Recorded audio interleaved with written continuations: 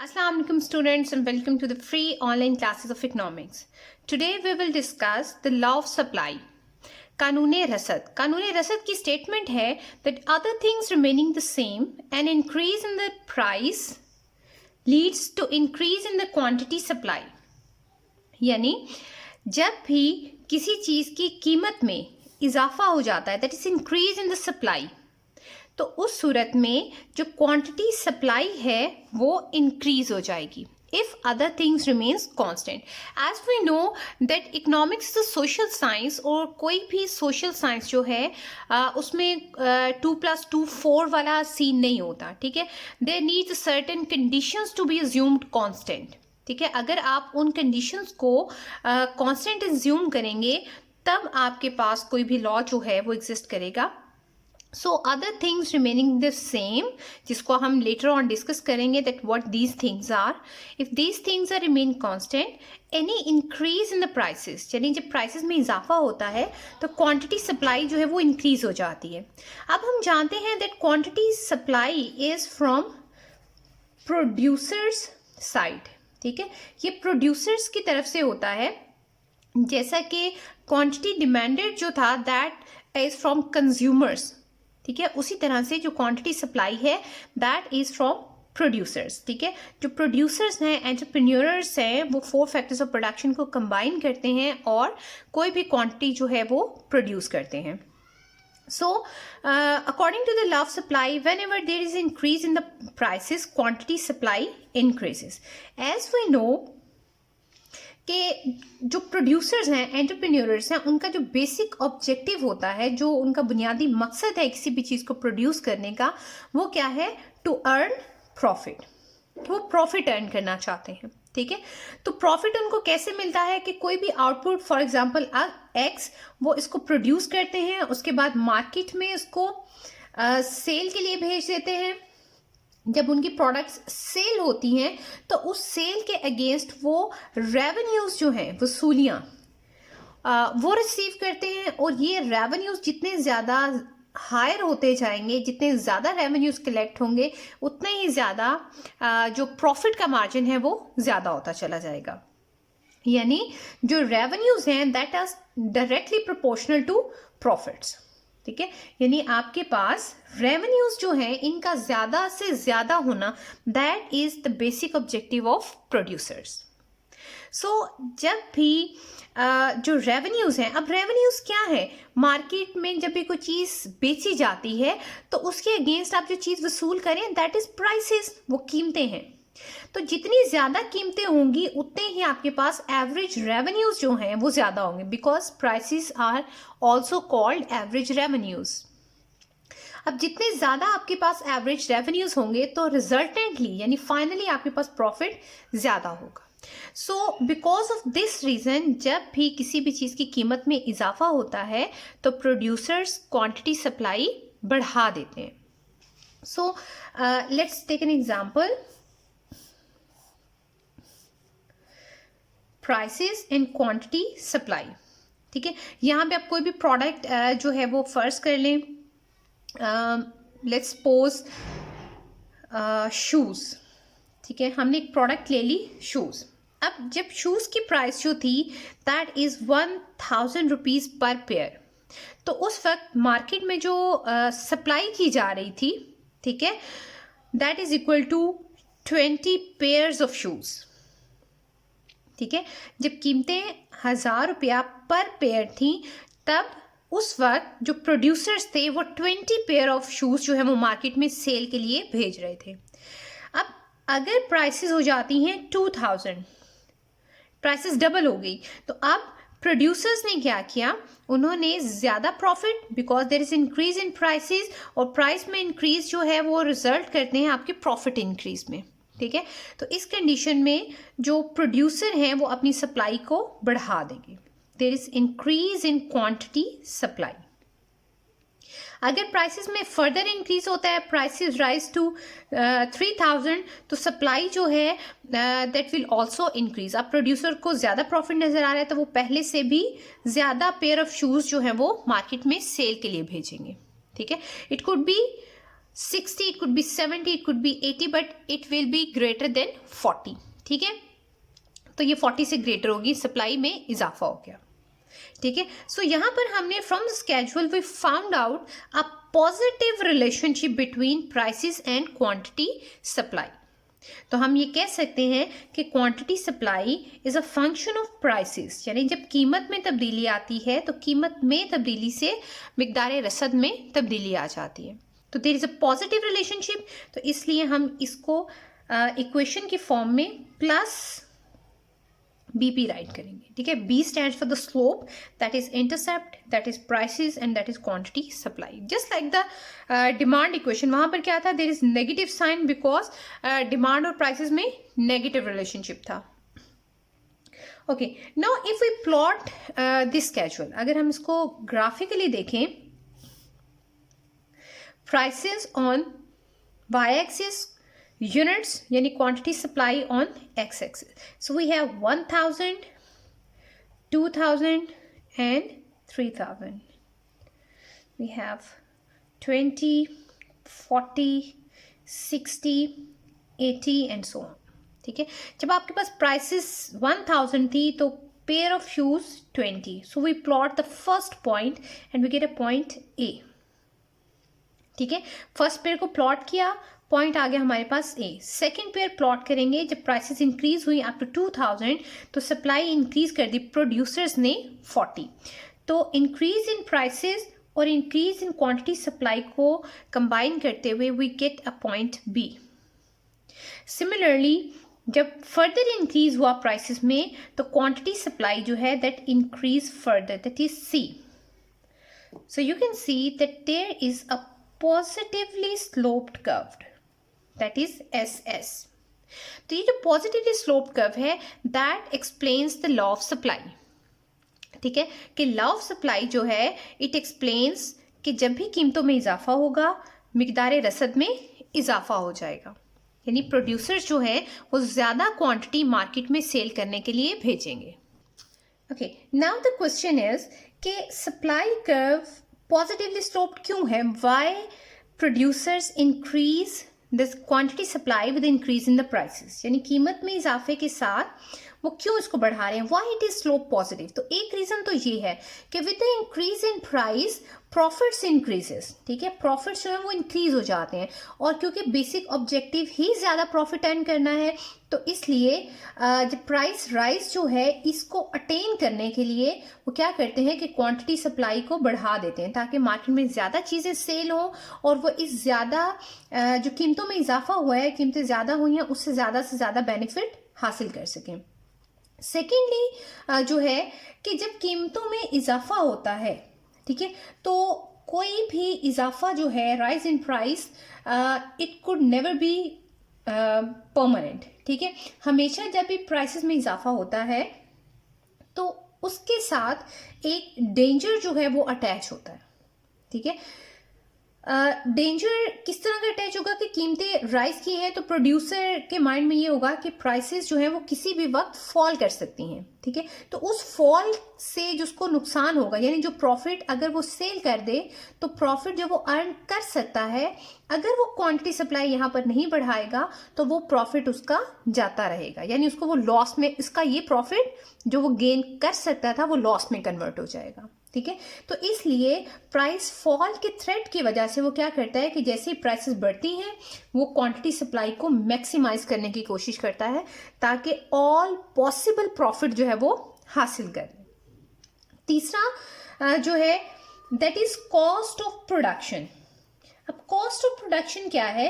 किसी भी चीज को प्रोड्यूस करने के लिए जो भी कॉस्ट आती है, लागत आती है, वो मुसाफे पैदाइश है. ठीक है, हम जानते हैं किसी भी चीज को प्रोड्यूस करने के लिए we need land, labour, capital और ऑर्गेनाइजेशन. इन चारों फैक्टर्स ऑफ प्रोडक्शन का जो रिवॉर्ड जब हम पे करते हैं तो वो जो रिवॉर्ड्स का सम है that is called cost of production.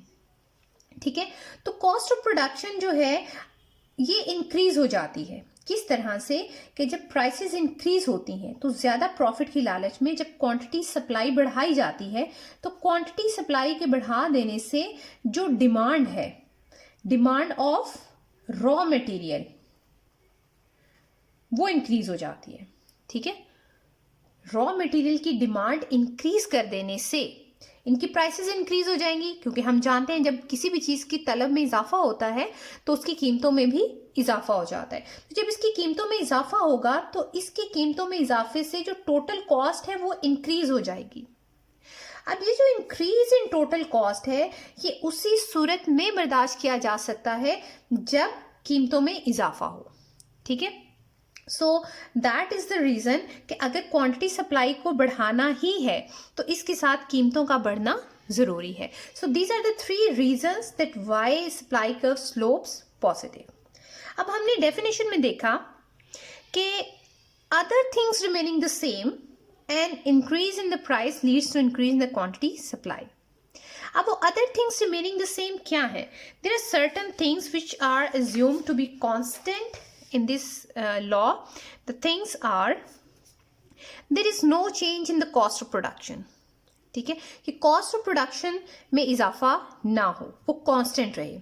अगर कीमतों में इजाफे के साथ कॉस्ट ऑफ प्रोडक्शन भी इंक्रीज हो रही है तो इस कंडीशन में जो प्रॉफिट है वो इंक्रीज नहीं होगा, या हो सकता है कि प्राइस में इंक्रीज कम हो जबकि कॉस्ट में होने वाला इजाफा ज्यादा हो, तो इस कंडीशन में प्रॉफिट ज्यादा होने की बजाय कम हो सकता है, क्योंकि हमारे पास सिंपल प्रॉफिट का फार्मूला क्या है? Total revenue minus total cost. ठीक है, अब प्रॉफिट उस वक्त पॉजिटिव होगा जब टोटल रेवेन्यू जो है, total revenue should be greater than total cost. अगर ये कंडीशन एग्जिस्ट कर रही है तो प्रॉफिट पॉजिटिव होगा। ठीक है, लेकिन अगर टोटल रेवेन्यू में इजाफा कम है, टोटल कॉस्ट में इजाफा ज्यादा है, तो इस कंडीशन में प्रॉफिट नहीं बल्कि लॉस होगा। ठीक है, तो इसलिए हम ये फर्ज कर लेते हैं कि कॉस्ट ऑफ प्रोडक्शन जो है दैट रिमेन्स कांस्टेंट। अब कॉस्ट ऑफ प्रोडक्शन में सारी चीजें आ जाती हैं कि लेबर की वेजेस ना बढ़ें, लोगों का जो है इंटरेस्ट जो है उसका कैपिटल का वो इंक्रीज ना हो, रॉ मटेरियल की प्राइसेस इंक्रीज ना हो, ट्रांसपोर्टेशन की प्राइसेस इंक्रीज ना हो, तो ये सारी चीजें उसकी कॉस्ट ऑफ प्रोडक्शन में आ जाती हैं। आप इनको अगर अलग अलग राइट करना चाहते हैं then you can write. The second assumption is there is no change in the production technique. देखिए, किसी भी चीज को प्रोड्यूस करने की डिफरेंट टेक्निक्स होती हैं। फॉर एग्जाम्पल, कोई प्रोडक्ट है X, that X product could be produced by labor intensive technique. This X could also be produced by capital intensive technique. ठीक है, अब यहाँ पे 2 टेक्निक्स मैंने डिस्कस की, labour intensive and capital intensive. Labour intensive वो technique है, वो तरीकाकार है पैदाइश का जिसमें लेबर ज्यादा इस्तेमाल हो रही है। As we know that Y is a function of labour, capital, organisation and so on. अभी हमने यहाँ पे सिर्फ 2 फैक्टर्स ऑफ प्रोडक्शन लिए। अगर जो आउटपुट है ये प्रोड्यूस हो रही है 10 लेबर और 5 कैपिटल की मदद से, ठीक है, तो इसका मतलब है कि इसमें लेबर ज्यादा यूज हो रही है, तो दैट इज लेबर इंटेंसिव। ठीक है, और अगर यही प्रोडक्ट 10 कैपिटल और 5 लेबर से प्रोड्यूस हो रही है then that is capital intensive. अब एक चीज को प्रोड्यूस करने के डिफरेंट तरीके होते हैं। आप लेबर इंटेंसिव भी यूज कर सकते हैं, कैपिटल इंटेंसिव भी यूज कर सकते हैं। फॉर एग्जाम्पल, हार्वेस्टिंग के टाइम में आप मुख्तलिफ लेबर यूनिट्स को लगाकर हार्वेस्टिंग करवा सकते हैं। ठीक है, या आप एक ही हार्वेस्टर से वो सारा काम करवा सकते हैं विद 1 लेबर। जो पहले वाला था जिसमें नंबर ऑफ लेबर ज्यादा थे वो लेबर इंटेंसिव टेक्निक थी, जिसमें हार्वेस्टर लगाया, अब वो कैपिटल है, वो कैपिटल इंटेंसिव टेक्निक है और लेस लेबर यूज हो रहा है। ठीक है, तो ये दोनों टेक्निक्स में जो कॉस्ट है वो डिफरेंट हो सकती है। हो सकता है कैपिटल इंटेंसिव टेक्निक में जो कॉस्ट ऑफ प्रोडक्शन है वो ज्यादा हो, लेबर इंटेंसिव टेक्निक में कॉस्ट ऑफ प्रोडक्शन कम हो। तो इस तरह से क्योंकि कॉस्ट डिपेंड कर रही है इनके ऊपर, इसलिए ये आपके प्रॉफिट को इफेक्ट करते हैं। ठीक है, तो इसलिए हम इसको कांस्टेंट फर्ज करते हैं। The third assumption is there is no discovery of new natural resources. ठीक है, कि किसी किस्म के कोई नेचुरल रिसोर्सेज जो हैं वो न्यू डिस्कवर नहीं होते।